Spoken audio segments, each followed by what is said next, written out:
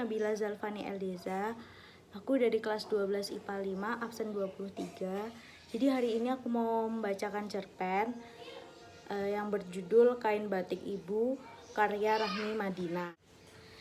Terakhir kali ibu bicara panjang adalah malam setelah bapak dimakamkan. Aku duduk di samping ibu yang tengah melipat kain panjang yang baru dikeluarkan dari lemari. Aku tidak pernah melihat kain itu sebelumnya, tapi aku pernah mendengar dari banyak orang di luar sana bahwa bapak punya kain yang sangat berharga. Banyak orang di luar sana mempertanyakan dan menginginkan kain itu. Dari gerak-gerik ibu, aku tahu kain itu berharga bagi dia, sangat berharga. Bukan karena batik tulis itu mereka inginkan, melainkan lebih karena kain itu peninggalan bapak. Peninggalan bapakmu cuma ini. Bapak suruh ibu menjual saja. Namun ibu gak bisa. Ada bapak di kain ini. Keringat bapak, harapan, cinta bapak pada kita semua. Mau ibu apakan kalau tidak ibu jual, Bu? Ibu tersenyum. Sambil melipat kain itu, dia berdiri, kemudian memasukkan kain itu ke lemari tua di hadapan kami. Barangkali kalau kelak kamu jadi pengantin, bisa pakai batik ini. Setelah bapak meninggal, rumah sepi dan ibu lupa cara tersenyum. Sekeras apapun aku mengajarkan, ibu tetap tak mampu. Aku selalu menatap berlama-lama agar dia bertanya atau setidaknya menanyakan kabarku, karena aku pun tidak baik-baik saja. Namun, ibu tetap lebih sering diam, bicara seperlunya. Bahkan saat kurasa dia perlu bicara pun, ibu tetap diam, seolah-olah suaranya terkubur bersama jasad bapak, bersama keinginanku merasakan cintanya. Tidak ada yang mau tinggal di rumah kecuali aku, karena aku anak bungsu. Ketiga anak lain di mataku seolah-olah bukan anak, hanya nebeng status dan menempel pada keberadaan ibu. Datang hanya ketika mereka butuh untuk menempel. Tak ubah seperti bayi rindu puting. Itu saja, tidak pernah membalas peluk ibu. Namun sejujurnya, aku juga rindu peluk ibu yang tak pernah mendarat ke tubuhku. Aku selalu merasa kadar sayang ibu sudah terbagi rata dan habis sebelum kehadiranku. Mungkin karena itu dia lebih banyak diam. Berbeda dari saat mereka tandang bertandang, ibu serupa beo tak bisa diam. Kalau bukan anak terakhir, kamu pasti juga pergi dari rumah. Lagi pula, di desa ada apa, Ton? Aku gak bisa lama-lama di sini. Begitu jawaban Mbak Galuh saat ku minta dia tinggal lebih lama, menemani ibu yang jelas sedang berduka. Kalau kamu anak terakhir sepertiku, apa kamu akan tetap tinggal, Mbak? Apa? Mbak Galuh menikam pandanganku. Ini bukan pilihan, Mbak. Ibu bukan opsi terakhir. Bapak tidak meninggalkan apapun selain rumah kecil yang kutempati bersama ibu. Juga kain batik panjang itu. Ingatanku tentang bapak tidak banyak. Lantaran bapak lebih sering menghabiskan waktu di langgar. Yang aku ingat hanya suara khasnya saat menyanyikan lagu Sekar Gambuh.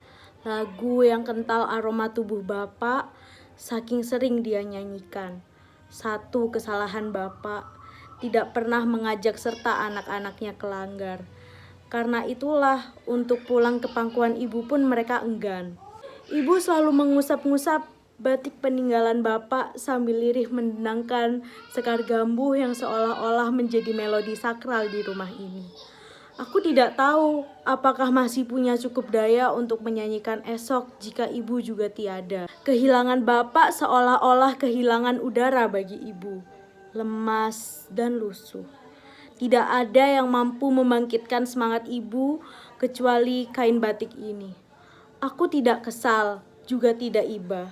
Aku hanya kecewa.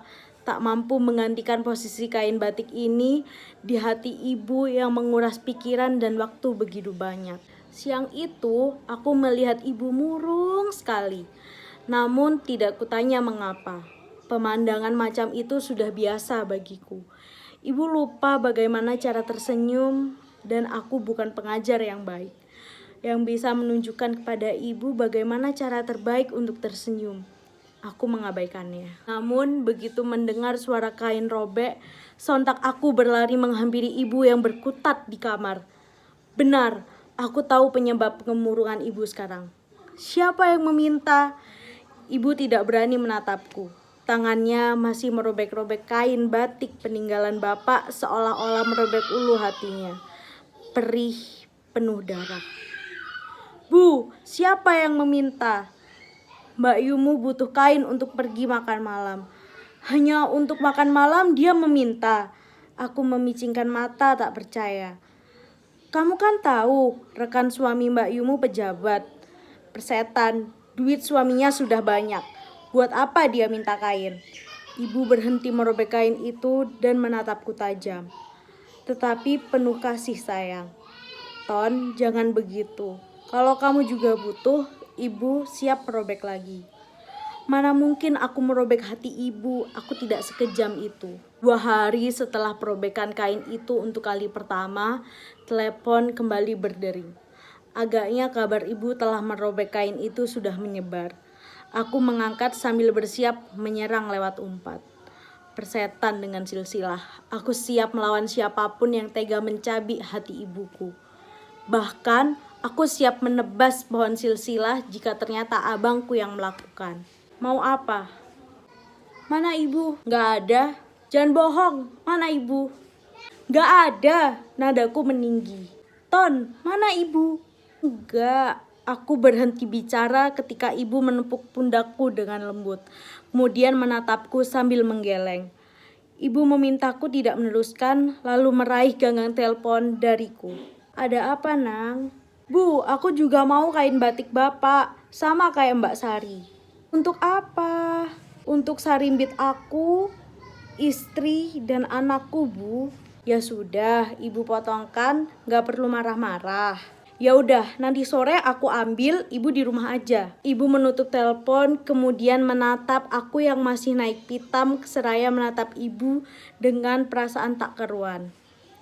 Bu, jangan. Ibu menoleh, menghampiri dan menekap pipiku dengan sebelah tangan. Lembutkan hatimu, Nak.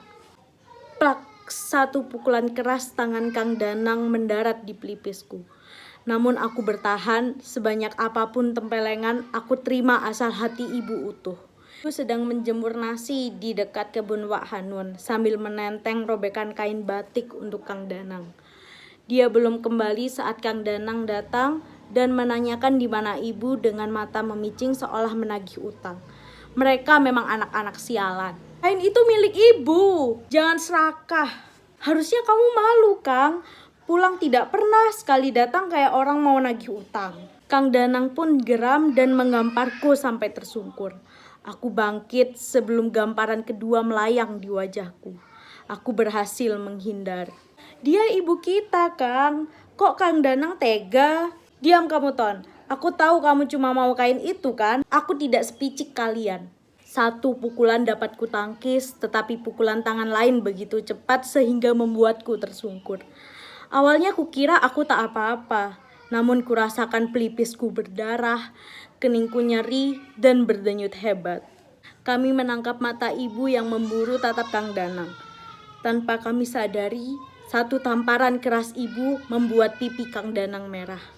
Rumah kami ramai, pembuktian betapa berharga kain itu hingga bisa membuat anak-anak ibu beringas. Jangan, Bu.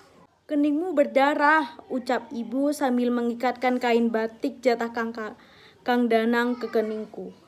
Ibu mendekapku erat, kita ke dokter sekarang. Bu, Mas Danang menatap ibu kebingungan. Ibu membantuku berdiri dan menitahku, kemudian menatap tegas mata Kang Danang. Pulang. Sekian dari saya. Apabila ada kesalahan dan kekurangan mohon dimaafkan. Terima kasih yang udah nonton. Jangan lupa like, comment, dan subscribe.